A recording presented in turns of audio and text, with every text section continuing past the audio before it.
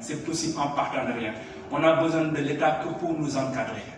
Voilà. Et derrière, c'est à nous de faire le reste. Je vous remercie et merci beaucoup. Vous voyez, cette association est représentative de la jeunesse sénégalaise. De tous les horizons, des jeunes qui appartiennent à différents secteurs. Je peux citer par exemple Pape Samba, l'industrie, c'est un jeune Sénégalais qui n'a eu que son envie et sa motivation pour créer aujourd'hui une référence dans son domaine. Quand je pars sur ma gauche, je peux citer l'exemple de Moustapha Sall, qui a pris vraiment les mains de cette institution pour la création d'une école de formation au métier, donc d'une ligne de boulangerie, mais aussi permettre à ces jeunes-là de devenir leur propre patron, de construire leur boulangerie, de la gérer. Et lui, il n'apporte pas seulement l'expertise, il apporte aussi l'accompagnement, le conseil, et surtout, il va être un mentor pour cette jeunesse-là. Donc nous, ce qui nous regroupe, Mohamed Al-Amin Fall l'a dit au départ, c'est d'abord parce que nous sentons dans notre chair, nous vivons le malaise de la jeunesse sénégalaise. Car qui est en âge de produire, qui a l'énergie à revendre, qui a l'envie de participer au développement de son pays, se trouve exclu, minimisé, marginalisé dans son propre pays. C'est le malaise de cette jeunesse qui a été exprimé lors des manifestations violentes, certes, mais qui reflète le climat social qui règne au Sénégal depuis des décennies, sinon depuis les indépendances.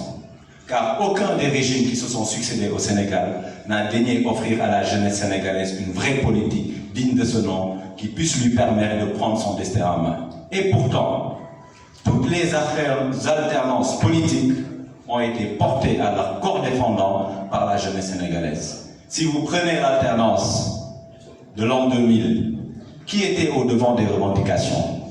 C'était la jeunesse sénégalaise. Si vous prenez la deuxième alternance en 2012, qui était au devant? C'était encore la jeunesse sénégalaise.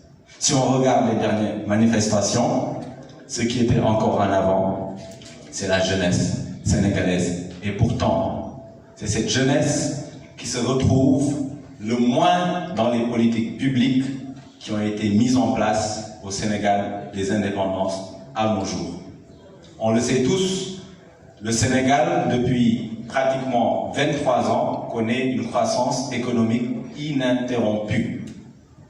Une croissance qui est atone, une croissance qui est non productrice d'emploi, une croissance qui n'intègre pas les forces vives de la nation que sont la jeunesse sénégalaise. Et c'est cette injustice, ce sentiment d'inadéquation que ressent chaque jeune Sénégalais, chaque jour dans son propre pays, qui nous a amenés, depuis les événements meurtriers qui ont vu 11 de nos compatriotes mourir dans une violence que nul n'aurait aimé voir dans son pays, mais c'est un problème qui a été ignoré, qui a été maquillé, qui a été mis en dessous de la table.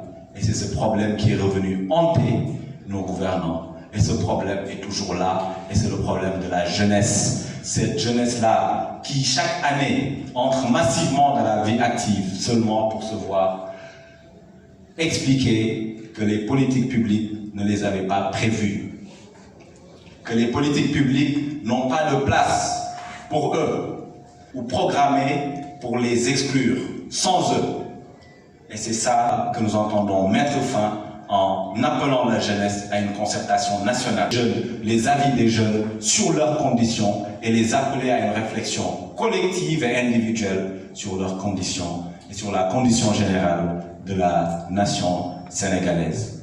Car cette jeunesse, elle est le présent de ce pays, elle est son moteur et elle est son avenir.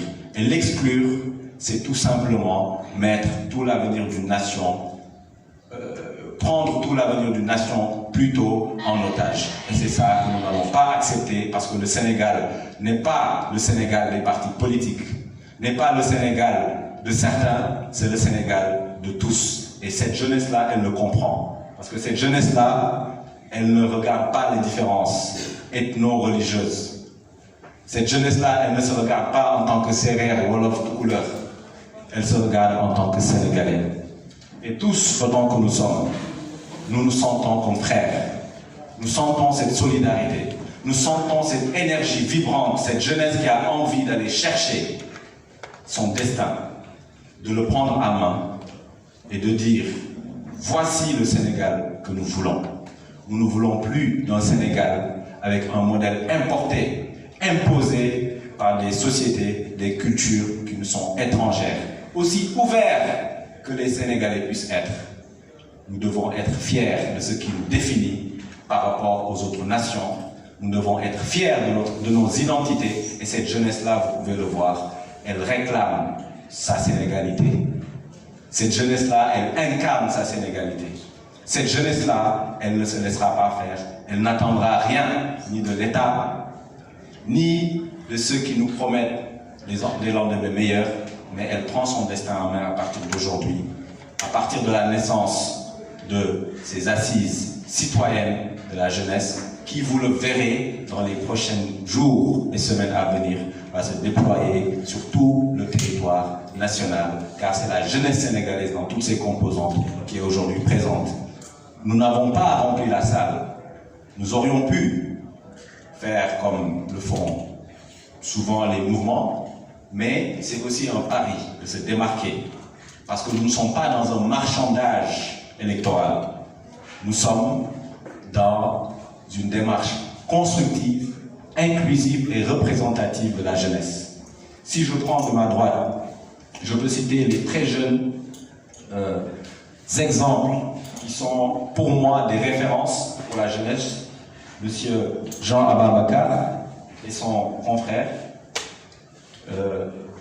Armand, désolé, qui au Fouta pour prendre les terres à des multinationales étrangères qui ont pris leur énergie, leur courage et sont partis investir dans la terre.